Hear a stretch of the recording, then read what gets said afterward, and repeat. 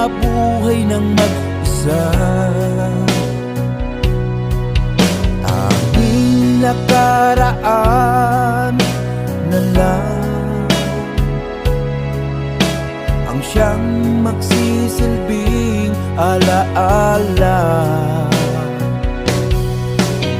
Pag-ibig ko sa'yo'y di magbabago,